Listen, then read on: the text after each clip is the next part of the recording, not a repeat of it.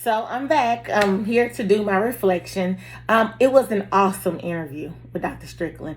She really gave me some insight. I took a lot of notes. And so she has been doing the master schedule for about 2 years.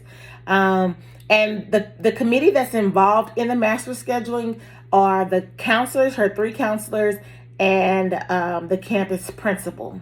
The criteria she used to design the schedule, they said they use Excel sheets sometime, or they use a Google Excel sheets. But that's what they use. They use it from scratch. She said she just goes old school and really just use it like a old whiteboard.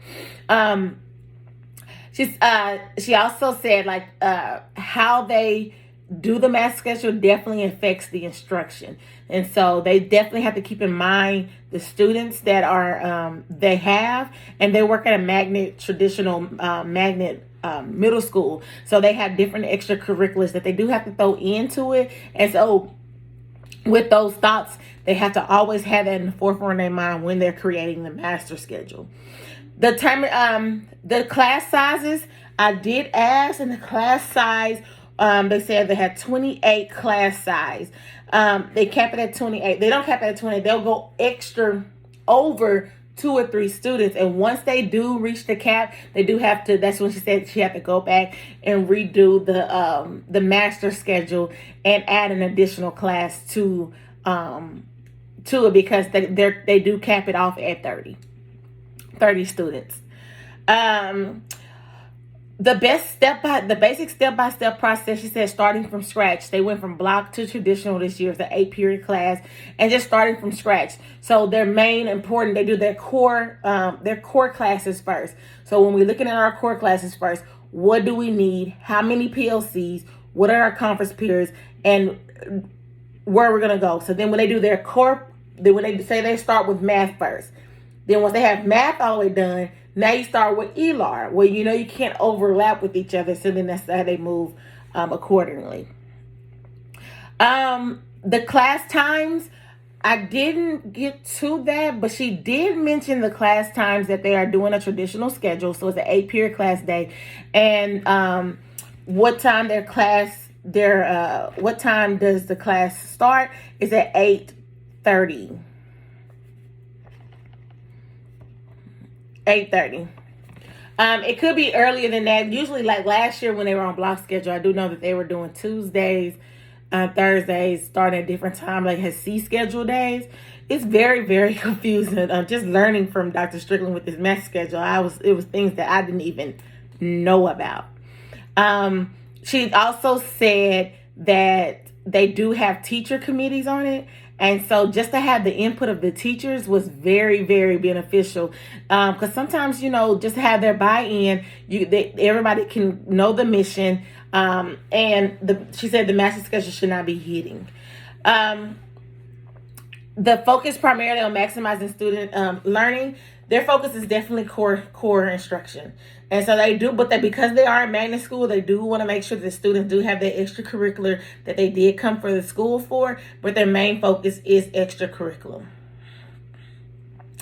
The significant contributors of those who were involved are the significant is the counselors, because they have everybody's schedule. They come together, the APs and the principal. The principal kind of facilitates the meeting. Then the AP, as far as she said, everyone has to come with the skill set on problem solving and knowing exactly what would get the job done. And if they did have any conflicts as a committee, they'll have to prove with facts, like this is the reason why we need to do this because X, Y, and Z.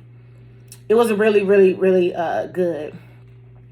The teacher planning time is allocated with everybody. Everybody has a planning time, and everybody has a conference period. And so the planning time, they do use it for their PLCs, because they meet on Thursdays and Fridays for their PLCs. Thursdays and Fridays on some contents, and then Tuesdays and Wednesdays on others. What was surprising was, I also mention the mentor-mentee, because I asked, did they have any sometimes we have new teachers. Was it a determining factor on, like, you set your new teachers at the beginning of the year, or at the beginning of the day, or do you set them at the end? And the reason why I ask that is because sometimes you want your new teachers to go and look at great teaching from your seasoned teachers, but sometimes you can't because the schedule doesn't allow it.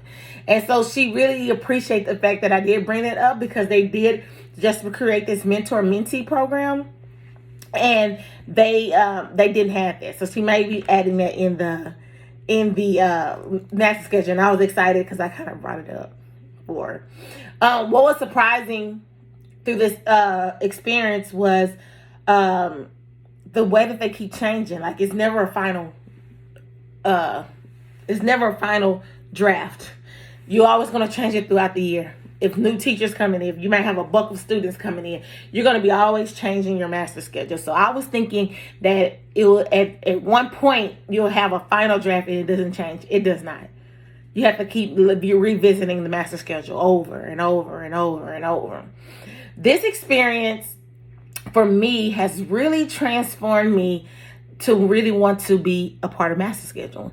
I feel like if you're a part of master schedule, you know the school in and out. You know how the school is ran. And I definitely want to, once I become an administrator, I definitely want to put my hands in the master scheduling. And I definitely want to practice it and become an expert at it. She just only had 2 years, but the way that she knew the ins and out of the master schedule was amazing to me. It was surprising to me, and it was also amazing. And so I'm just thankful for her to even be my mentor towards this master scheduling, because that is something I definitely want to do. Another thing that was surprising to me was they were putting the math and science in the morning, and the RLA was kind of left behind. So she didn't agree to that because her RLA is her background. But I wasn't quite sure why. They said, the brain thinks better in the morning, but I was thinking that RLA and math needs to be in the morning. But that's something that was district up that decided that. And so everything else was great. I really learned a lot, and I really appreciate this experience.